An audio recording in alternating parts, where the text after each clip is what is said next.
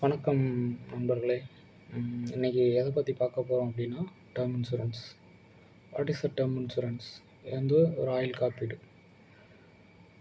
ஃபேமிலிக்கு வந்து financial coverage கொடுக்கக்கூடிய ஒரு இன்சூரன்ஸ். இது யாரெல்லாம் எடுக்கலாம் அப்படின்னா, 18 to 60 ஏஜ் லிமிட் உள்ளவங்க எல்லாருமே எடுக்கலாம். ஸோ இது ஃபேக்ட்ரு என்ன அப்படின்னா, 18 to 30க்குள்ளே இருக்குது அப்படின்னா அவங்க லோ பே அவுட் ப்ரீமியமாக இருக்கும். ப்ரீமியம் வந்து லோவாக இருக்கும். 30 to 40 ஹை ப்ரீமியமாக இருக்கும். அதாவது மீடியம் ப்ரீமியம் மாட்ரேட்டாக இருக்கும். ரொம்ப அதிகமாக இருக்காது, மாட்ரேட்டாக இருக்கும். And 40 above to 60 high premium ரேட்டாக இருக்கும். ஸோ அநேகமாக 45 அண்ட் அபவ் இருக்கவங்களுக்கு ஹையாக இருக்கும். ஸோ இப்படி தான் வந்து டேர்ம் இன்சூரன்ஸை ப்ரீமியம் வந்து வேரி ஆகும்.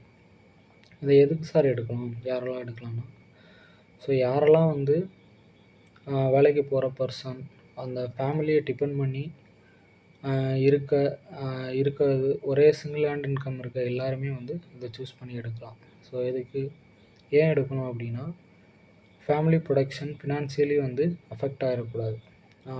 இப்போது ஒரு இன்கம் வருது, அதை பேஸ் பண்ணி தான் ஃபேமிலி ரன் ஆகிருக்கும். இஎம்ஐ கட்டுறது, ஸ்கூல் ஃபீஸு, மந்த்லி நீட்ஸு, வீட்டுக்கு தேவையான பொருள் வாங்குறது எல்லாமே வந்து பார்த்திங்கன்னா அவரோட சிங்கிள் இன்கமில் தான் இருக்கும். ஸோ இதனால் என்ன விஷயம்னா, ஸோ ஒன்ஸ் அந்த இடத்துல அந்த வருமானம் நின்றுச்சு, அந்த பர்சனுக்கு வந்து அன்எக்ஸ்பெக்டடாக எதிர்பார்க்காம ஏதோ ஒரு விஷயம் நடந்துருச்சு அப்படின்னா அந்த இன்கம் ஸ்டாப் ஆயிரும். ஃபர்தராக அந்த ஃபேமிலி வந்து ஸ்ட்ரகிள் வந்து ஆக ஆரம்பிச்சிடும். டே டு டே ஆக்டிவிட்டியில் பண்ணுற சின்ன சின்ன இது கூட இந்த ஃபினான்ஷியல் பேர்டனால் அவங்க வந்து ப்ராப்ளத்தினால அஃபெக்ட் ஆகி அவங்களோட டெய்லி ஆக்டிவிட்டி நடக்கிறது எல்லாமே ஸ்டாப் ஆயிரும். அந்த ஃபேமிலியே கொலாப்ஸ் ஆயிரும். ஸோ அந்த ஃபேமிலி வந்து சேஃபாக அடுத்து ஒரு 20 to 30 இயர் அந்த குழந்தைங்கள வளர்த்து கொஞ்சம் மேலே கொண்டு வர்றதுக்கு, சின்ன வயசுலேயே இறந்துட்டாங்க, சின்ன வயசுலேயே வந்து அவங்களுக்கு ஏதோ நடந்துருச்சு அப்படின்னா அந்த 20 to 30 இயர்ஸ் வரைக்கும் அந்த குழந்தைங்கள வளர்த்து அடுத்த லெவல் கொண்டு போகிறதுக்கு அந்த ஃபேமிலிக்கு ஒரு ஃபினான்ஷியல் ப்ரொடெக்ஷனும் சப்போர்ட்டும் வந்து இந்த டேர்ம் இன்சூரன்ஸ் வந்து கொடுக்கும். ஸோ இது எவ்வளோ சார் வந்து எலிஜிபிள் அப்படின்னு கேட்டிங்க அப்படின்னா, ஸோ நமக்கு 25 lakhs, 50 lakhs, 1 crore, 1.4 crore, 2 crore வரைக்கும் இப்போ இன்சூரன்ஸ் கம்பெனி கொடுக்குறாங்க. ஸோ இது எப்படி மாறும் அப்படின்னா, நம்ம வாங்குகிற சேலரி இன்ட்டு 20 times இதை போட்டிங்க அப்படின்னா கவரேஜ் நமக்கு கிடைக்கும். இப்போ குட் ஹெல்த்து, ஃப்யூச்சரில் வந்து அந்த அவருக்கு வந்து கண்டினியூவாக ஒர்க் பண்ணுவார். ஸோ இந்த மாதிரி இன்கம்மை இதை பேஸ் பண்ணி அவரோட ஜாப்பை பொறுத்து எலிஜிபிலிட்டியை வந்து அந்த இன்சூரன்ஸ் கம்பெனி டிசைட் பண்ணி அவர் எவ்வளோ எலிஜிபிளோ அவங்க வந்து கொடுப்பாங்க. ஃப்யூச்சரில் உங்களுக்கு வந்து அது சேலரி இன்க்ரீஸ் ஆக அப்படின்னா உங்களுக்கு வேணும் அப்படின்னா நீங்கள் டாப் அப் பண்ணிக்கலாம். இன்சூரன்ஸ் சம் அஷ்யூர்ட் வேல்யூ வந்து இன்க்ரீஸ் பண்ணிக்கலாம். இல்லை அப்படின்னா அதே இன்சூரன்ஸ் கம்பெனியில் இன்னொரு டேர்ம் கூட எடுத்துக்கலாம். ஸோ ஒருத்தர் வந்து டேர்ம் எடுக்கலாம்.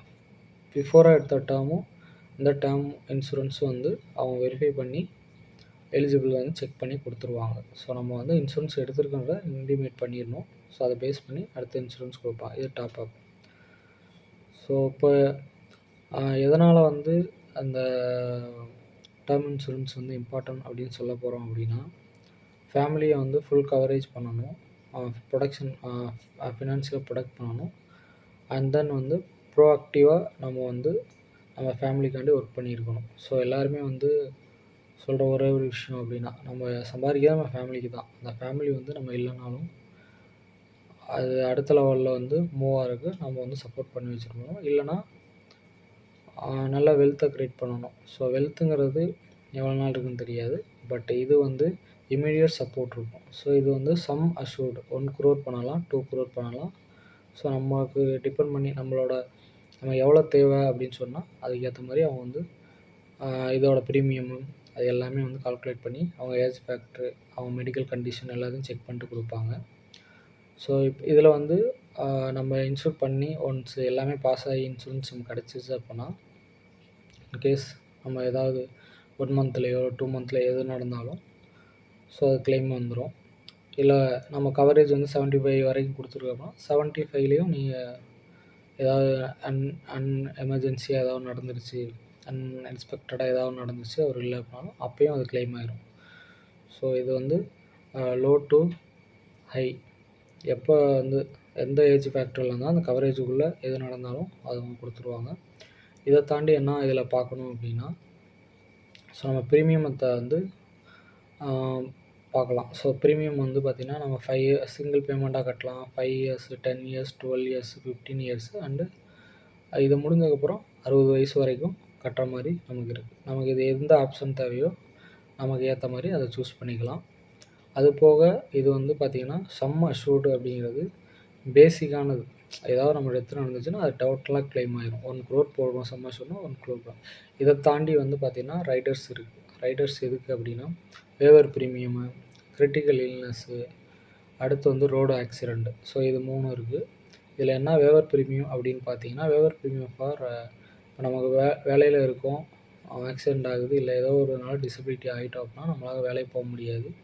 அந்த பேலன்ஸ் இருக்க அந்த நாட்கள் வந்து அந்த இன்சூரன்ஸ் எப்படி ப்ரீமியம் பே பண்ணுறதுன்னா நம்ம வேலைக்கு போகலாம் கட்ட முடியாது. ஸோ அந்த வேவர் ப்ரீமியம் நம்ம போட்டிருந்தோம் அப்படின்னா அந்த ப்ரீமியத்தை வந்து கட்டிக்கும். ஒன்ஸ் டெத்து ஆஃப்டர் இதுக்கான ஒரு எமர்ஜென்சியாக டெத்து நடக்கிறதுக்கப்புறம்னா அந்த அமௌண்ட்டு கிளைம் ஆயிரும். இந்த டோட்டலாக சம் அஷ்யூர் பண்ண இன்சூரன்ஸ் டேர்ம்ஸ் கிளைம் ஆயிரும். பட் அந்த டேர்மை வந்து மந்த் ஆன் மந்த் வந்து நம்மளால் டிசபிலிட்டினால் கட்ட முடியல அப்படின்னா வேவர் ப்ரீமியமில் கிளைம் ஆயிரும். அப்புறம் கிரிட்டிக்கல் இல்னஸ் அப்படிங்கிறத ஒரு 60 இது வந்து டிசீஸ் வந்து வச்சுருக்காங்க. ஸோ இது வந்து நம்ம என்ன டிசீஸ்லாம் அஃபெக்ட் பண்ணியிருக்கோம், எதனால் ஆகிருக்கு அப்படின்னு சொல்லிட்டு அதை பேஸ் பண்ணி நம்ம 5 lakhs 2 lakhs அப்படின்றத நம்ம கவர் பண்ணியிருந்தோம்னா அப்படின்னா அந்த டைமில் வந்து அந்த அமௌண்ட் வந்து அந்த இன்சூரன்ஸ் வந்து கிளைம் பண்ணி நம்ம அதுக்கு யூஸ் பண்ணிக்கலாம். ஆக்சிடென்ட் டெத் கவரேஜ் அப்படின்னா வந்து பார்த்திங்கன்னா ஆக்சிடென்ட்னால நம்ம அடிஷனல் அந்த சம் அஷ்யூர்ட் 1 crore இல்லாமல் நம்ம 50 lakhs 10 lakhs 20 lakhs நம்ம எவ்வளோ தேவையோ அதுக்கு ஏற்ற மாதிரி நம்ம அதை அடிஷ்னல் ரைடர் போட்டிருந்தோம் அப்படின்னா அந்த ஆக்சிடென்ட் டெத்தில் அடிஷ்னலாக கிளைம் ஆகும். ஸோ இதான் அதோட இது நமக்கு வேணும் வேணான்றது நம்ம அதை ஃபுல்லாக தெரிஞ்சுக்கிட்டு எடுத்துக்கலாம். பட் வந்து மிடில் கிளாஸுக்கு தேவையான எவ்ரி ஒன் வந்து ஷுட் பி டேக் அந்த டேர்ம் இன்சூரன்ஸு. இது எடுக்கலாம் எனக்கு என்ன சார் அப்படின்னா, நீங்கள் எடுக்கலை அப்படின்னா இன்கேஸ் ஒரு இதில் வந்து ஒரு சின்ன ப்ராப்ளம் ஆகி ஒரு ஏஜ் லிமிட்டுக்கு அப்புறம் ஒரு 30-35க்கு அப்புறம் உங்களுக்கு வந்து ஒரு டிசீஸ் வந்து அட்டாக் ஆகுது அப்படின்னா நீங்கள் போய் இன்சூரன்ஸ் கேட்டிங்க அப்படின்னா இன்சூரன்ஸ் கிடைக்காது. அது இல்லாமல் ப்ரீமியம் வந்து நல்லா இருக்கீங்க அப்படின்னா ப்ரீமியம் ஜாஸ்தியாக இருக்கும். நீங்கள் 20ல் எடுக்கிறதுக்கும் 25ல் எடுக்கிறக்கும் 30ல் எடுக்கவும் ஸோ வந்து எவ்ரி இயர் டபுள் டைம் ஆகிட்டே இருக்கும். ஸோ அதனால் எவ்வளோ குயிக்காக நம்ம எடுக்கிறோமோ அவ்வளோக்கு நல்லது. ஏன்னா நான் வந்து 2016ல் பிளான் பண்ண எடுக்கணுன்ட்டு. பட் சில திங்கிங்னால் ஏன் எடுக்கணும் எதுக்கு எடுக்கணும்னு சொல்லி திங்க் பண்ணிட்டு எடுக்கல. ஸோ 2023ல் தான் நான் இமீடியட்டாக எடுத்தே ஆகன்ற சூழ்நிலையில் நம்ம எடுத்தோம். அப்போ எடுக்கும்போது எனக்கு வந்து 2016ல் வந்து எனக்கு கோட் பண்ணது 500 rupees. 2023ல் எனக்கு கொட்டேஷனே வந்து மினிமமே வந்து 2200 rupees வந்து எனக்கு பண்ணியிருந்தாங்க. ஸோ வந்து 4-5 times வந்து அதிகம். ஸோ இது காரணம் வந்து ஏஜ் ஃபேக்ட்ரு தான். ஸோ 26 27ல் அப்ளை பண்ணியிருந்தேன்னா எனக்கு ரொம்ப கம்மி. 33ல் வந்து அப்ளை பண்ணனால 4 times அதிகமாக சார்ஜ் பண்ணி கட்டுற மாதிரி ஆயிருந்துச்சு. ஸோ இப்போ கட்டினதுக்கப்புறம் ஒரு செக்யூர் நம்ம ஃபேமிலி கொடுத்த ஃபீல் எனக்கு வருது. ஸோ எவ்ரி ஒன் வந்து should be take the term insurance and protect your family. யாருக்கும் வந்து நெகட்டிவாக நடக்கணுன்றது நம்மளோட எண்ணம் கிடையாது. பட் நம்ம ஃபேமிலியை நம்ம தான் பார்த்துக்கணும். எக்ஸாம்பிள் இப்போ உங்கள் சர்க்கிளை சுற்றி எத்தனை பேர் உங்கள் ஃபேமிலியை ப்ரொடக்டிவாக பார்த்துக்குவாங்க ஃபினான்ஷியலாக அப்படின்னு உங்கள் பேர் நேம் லிஸ்ட்டு எழுதிங்கன்னா உங்களுக்கு தெரிஞ்சு யார் பேருமே அங்கே வந்து எழுதுகிற மாதிரி இருக்காது. ஏன்னா ஃபினான்ஷியல் வந்துட்டாவே எல்லாத்துக்கும் கமிட்மெண்ட்ஸ் இருக்குது. இஎம்ஐ அவங்க ஃபேமிலி அந்த ப்ரொடக்ஷன் எல்லாமே இருக்குது. ஸோ வந்து யாரும் எடுத்து வைக்க மாட்டாங்க. ஸோ இது நம்ம லைஃப் வி ஆர் வந்து taking decision and give best to our family. So வந்து இது நடந்து அப்படின்னா இதோட சிவியாரிட்டி வந்து நமக்கு எவ்வளோன்னு சொல்லி நமக்கு நம்ம ஃபேமிலியை பற்றி தெரியும். So every one take the term insurance. எதாவது டவுட்டு அப்படின்னா நீங்கள் இந்த நம்பரை கான்டாக்ட் பண்ணி